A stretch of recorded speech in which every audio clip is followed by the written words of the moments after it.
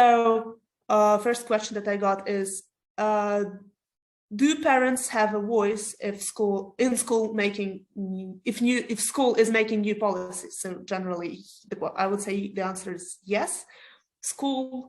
As a school, we avoid creating new policies all the time because I believe that we have to be consistent in what we do, in our beliefs, in our approach. But parents, of course, have the voice since we are a small school and we do this for the students and for the families. Parents do have the voice. Parents in the European school, for example, parents asked us, once told us, we would like to have a newsletter, and ever since we make a newsletter, parents said, we think it would be better if, I don't know what, this or that policy, like the mobile phone policy during the on-site session changed. And we basically changed it following one of those requests. I mean, it's not that we follow every request that we get, but we are definitely listening to parents. And if they have some reasons and they make their point clear, of course, we are very much into doing this, making this happen. Quick question, is this the first year school in the USA? This is the first year of our school in USA. We have been working in France for something like 4 or something like this years in Europe, and then we have another school that launched a few years ago in, I would say, Eastern Europe, like they're now based in Turkey. And yes, this will be the first school year in the States. STEM question, Sean, I guess that's for you. Are math and sciences based on US curriculum, or is there additional curriculum on top of that? Sean, your comments on that? I'm here now. My understanding is that it is currently based in the US curriculum with regards to the middle school progression from 6th through 8th grade.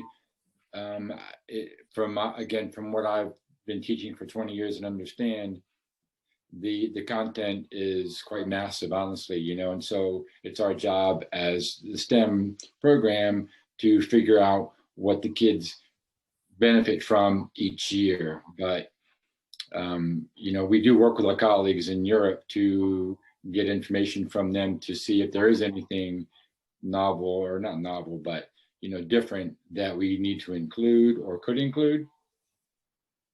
Does that answer your question? I hope. I mean, sounds answering to me. I'm interested in required language level for a 10-year-old child. I guess since this is an American school, I guess you live in the States. So if your kid is native English speaker, that's more than enough.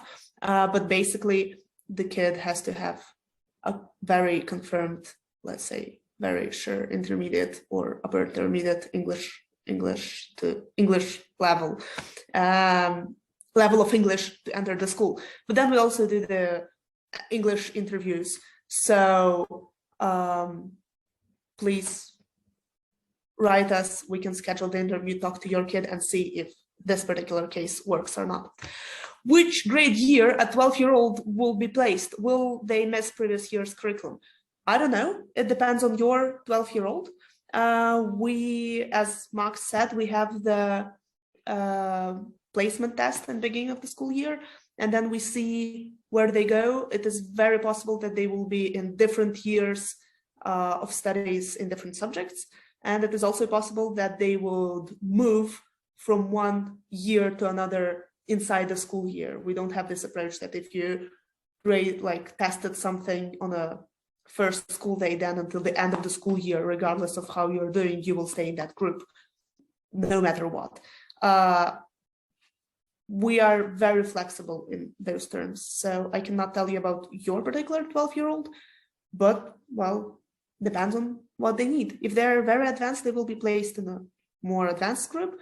If they are, on the other hand, for whatever reasons, missed some parts of regular curriculum, I guess, or of our curriculum, then they will probably start at an earlier year. Question: do you have Partners of France for elementary school running similar programs. Is 10-year-old a hard requirement, or you may consider getting kids slightly younger into the school? We do not have partners of France for elementary school running similar programs and having similar approaches, and I don't know of them, because basically, and we do not accept students under the age of 10, and this is a strict requirement, because we believe this is not about them being intellectually or academically not strong enough. It's about the social and emotional readiness to spend 3 weeks, outside home and far away from home. So when students are 11, 12, and even more, they see this as an exciting adventure, just as Max and Anna and other people from the videos said. But then we also had kids with very severe homesick that just doesn't go away, because 9-year-old, 8 years old is too early for a kid to spend 3 weeks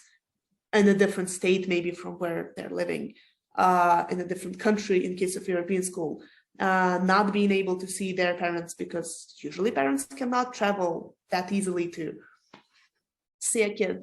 So I would be very, suspicious. I would be alert about an elementary school providing this sort of approach and having this approach, or even worse, boarding school approach. This might work for some people, but I don't believe that this would work for most of the people. So, I mean, I would recommend you wait until your kid is 10 years old and ready to go and enjoys this experience, than pushing them into this earlier and then seeing that this didn't work for them.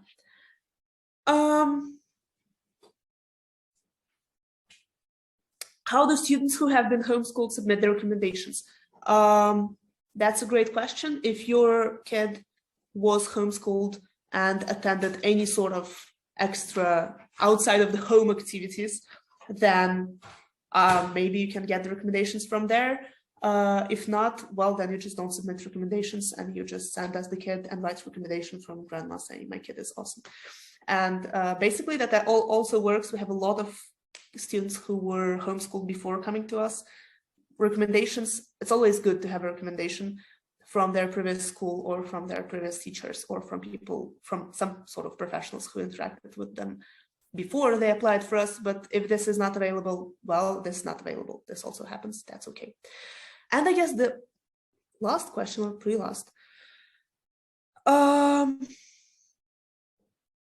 social activities during online sessions, are they scheduled consistently or randomly? Well, everything that is scheduled consistently, of course, but then we are also flexible and listening to whatever our students need and what their group dynamics is, what their personal dynamics is, how this is happening, how it's going. And so we adjust. So we have the overall plan of what we're doing, when we're doing, why we're doing this, but it is possible that looking on them and seeing how it goes, we also change the plan and show some incredible flexibility from the counselors team, I have to say. Great applause to them, and do whatever fits best. And final question, is France trip required? My kid has ultra low executive functioning. I'd love him to go, but not sure he'll make it. Unfortunately or fortunately, unfortunately for you, yes, it is required.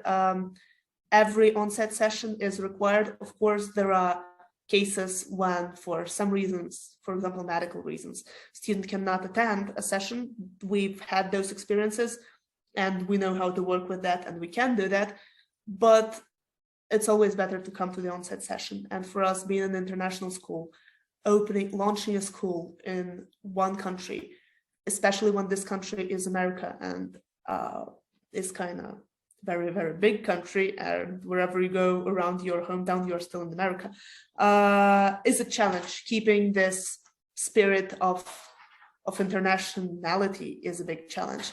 So for us, taking students to France, experiencing this international thing is a big deal. On the other hand, what I can tell you is that basically outside of actually traveling to Europe, which is not that hard as it sounds, going to France is not very different from going to American campus on-site session. That's just spending 3 weeks outside of your natural house, apartment, flat, and just being with the other students. So if your kid is able to do that, then I guess they should be able to go to France. Going to France is not as terribly complicated as it probably sounds. I guess this is it in terms of questions. Oh, we have just one more, and I guess this one will be the last. The question is, how do you manage the schedule for different time zones, given that there is such a big difference between the East and the West coasts? Oh, there is no big difference. Currently, I manage the schedule for the international school that we have now for people living on a different time zones from Siberia to California, which is 11 time zones, I guess. And we still manage to do this. We have huge experience in managing different time zones. Probably students from California and Seattle will start earlier, and students from New York, Boston, and Miami will finish slightly later. But overall, we are flexible once again in terms of scheduling. We're flexible in terms of acquiring the need of students for extracurricular, extra school activities. We understand that students need to go and do some sports or some drama that they cannot do online, and we're not doing the online sport because it sounds ridiculous, and it is ridiculous. So as a school, we think that it is actually our responsibility to provide you with a chance to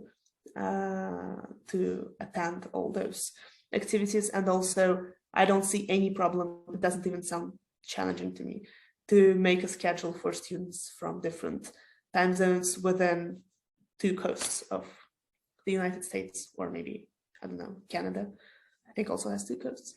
So yeah, I guess this is it. No more questions coming.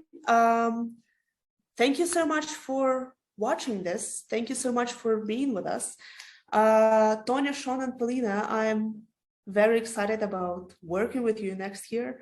Max and Anna, thank you so much for coming and for sharing your firsthand experiences. This is so great and such a pleasure to hear this. You kind of made my day so much better today. Everyone who is watching this now or will watch this later, thank you for spending an hour of your time on that. Please feel free to contact us via Facebook, via our website, or write me an email on, I don't know, office@sallay.academy. And we will be happy to answer on any questions you might have, schedule a real life online meeting, individual, and discussing your situation. If you have any more comments, also don't hesitate to write them, or any more questions, don't hesitate to write them down in comments to this video, wherever you will be watching this. And thank you so much.